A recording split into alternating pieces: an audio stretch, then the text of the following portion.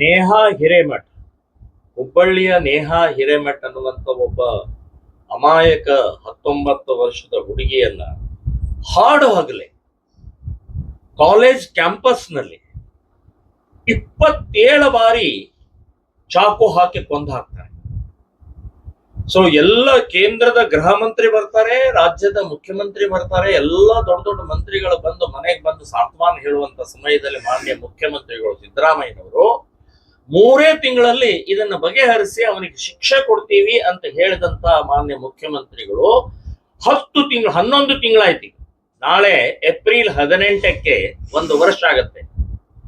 ಮಾನ್ಯ ಸಿದ್ದರಾಮಯ್ಯನವರೇ, ಹಿಂದೂ ಹೆಣ್ಣು ಮಕ್ಕಳ ಬಗ್ಗೆ ಅಥವಾ ಈ ರೀತಿಯ ಕೊಲೆಗಳ ಬಗ್ಗೆ ನೀವು ಯಾರ ಪರವಾಗಿದ್ದೀರಿ ಅಂತ ಅನ್ನೋದೇ ಗೊತ್ತಾಗ್ತಾ ಇದೆ. ಕೊಲೆಗಳ ಪರವಾಗಿದ್ದೀರಾ ನೀವು? ಕೊಲೆಗಡಕರ ಪರವಾಗಿದ್ದೀರಾ? 3 ತಿಂಗಳು ಕೊಟ್ಟಂತ ನೀವು ಮಾನ್ಯ ಮುಖ್ಯಮಂತ್ರಿ, ನೀವು ನಿಮ್ಮ ಹೇಳಿಕೆ ಬದ್ಧತೆ ಇರಬೇಕು. ಏನಾದ್ರೂ ಬೊಗಳಿ ಹೋಗುವಂತದ್ದಲ್ಲ, ಏನಾದ್ರೂ ಮಾತನಾಡಿ ಹೋಗುವಂತದ್ದಲ್ಲ. ಸೊ ರಾಜಕಾರಣ ಬೇರೆ, ಈ ವಿಷಯ ಬೇರೆ. ಸೊ ನೀವು ಹೇಳಿದ್ದು ಮಾತನ್ನ ನಡೆಸ್ಕೊಳ್ಳಿಲ್ಲ, ಏನೂ ಆಗ್ಲಿಲ್ಲ.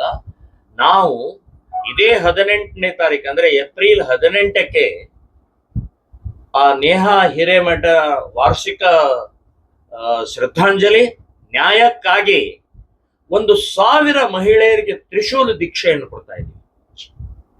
ಒಂದು ಚಾಲೆಂಜ್ ಮಾಡ್ತಾ ಇದ್ದೀವಿ. ಇನ್ನು ಮೇಲೆ ಮಹಿಳೆಯರ ಬಗ್ಗೆ ಒಂದು ಕೆಟ್ಟ ಅಪಪ್ರಚಾರ, ಅಪಮಾನ, ಅತ್ಯಾಚಾರ ಅದು ಇನ್ನೇನಾದ್ರೂ ಆದ್ರೆ ಅದೇ ತ್ರಿಶೂಲ್ನಿಂದ ಉತ್ತರ ಕೊಡುವಂತ ಆ ಸ್ವರಕ್ಷಣೆಗೋಸ್ಕರನೇ, ಧೈರ್ಯ ತುಂಬೋಗೋಸ್ಕರನೇ ನಾವು 1,000 ಮಹಿಳೆಯರಿಗೆ ತ್ರಿಶೂಲ ದೀಕ್ಷಾ ಅದೇ ನೇಹಾ ಹಿರೇಮಠ್ ಅವರ ವಾರ್ಷಿಕ ಶ್ರದ್ಧಾಂಜಲಿಯ ಕಾರ್ಯಕ್ರಮದಲ್ಲಿ ಕೊಡ್ತಾ ಇದ್ದೀವಿ.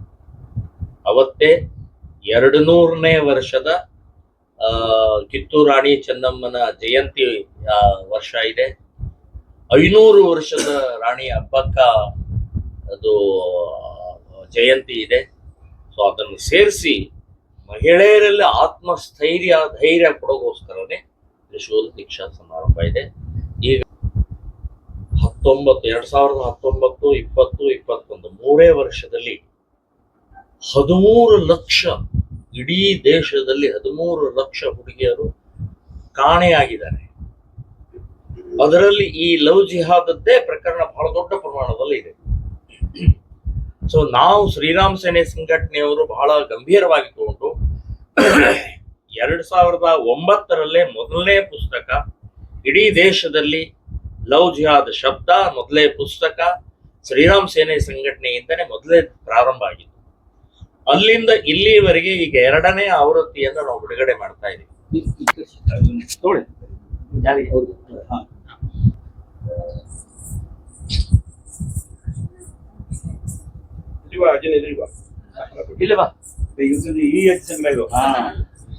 ಸ್ವಲ್ಪ